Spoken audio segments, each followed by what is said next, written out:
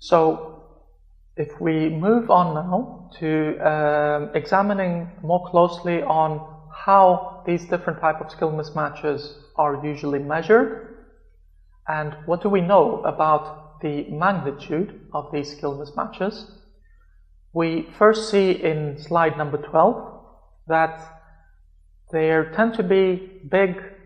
so-called skill shortages in European economies.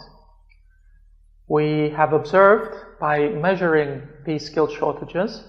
usually by asking employers whether or not they have difficulty finding the right skills when they are trying to recruit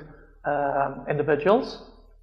We typically see that around 4 in 10 employers claim that they have such difficulties in filling their vacancies. Of course, there is a big difference between European countries,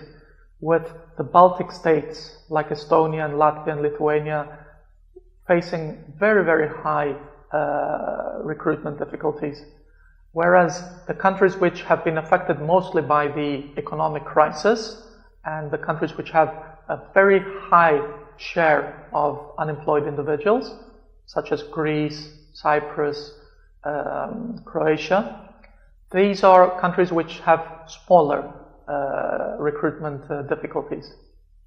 So measuring skill shortages is usually just based on asking the employers themselves about the difficulties that they have in filling their vacancies.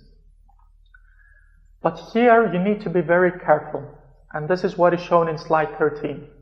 because not all difficulties that employers face in filling their vacancies are linked to the fact that the economy doesn't have the skills available.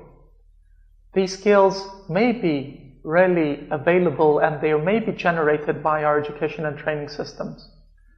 But it may also be the case that the jobs that employers are offering are not attractive enough. The wages, the job conditions may just not be attractive enough. So when employers say that they cannot find skilled workers, a big reason for this may actually be bad working conditions, low wages, and not necessarily the fact that employees and workers and job seekers do not possess the right skills. So in an analysis that we have undertaken at Cedefop very recently, we explored a European data set and tried to understand better, when focusing on these firms who claim that they have difficulty to fill vacancies, what percentage can be truly attributed to a lack of skills, and what percentage may be attributed to the fact that these firms have other type of problems. And what the analysis has shown is that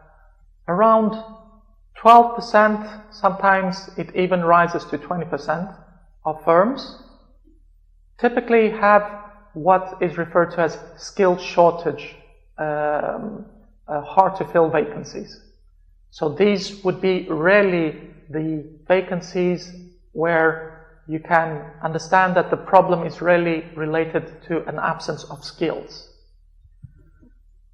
The remaining share of employers' claims that they have difficulties to fill their vacancies is usually because of the fact that the firms may not have good human resource management practices, they may not be offering a competitive graduate training program, their hiring process may be slow, they may have limited resources to try to attract good job applicants. And of course, as I mentioned, for a big share of these firms, the problem is that the offer of the wage and of the job conditions may just not be luring enough.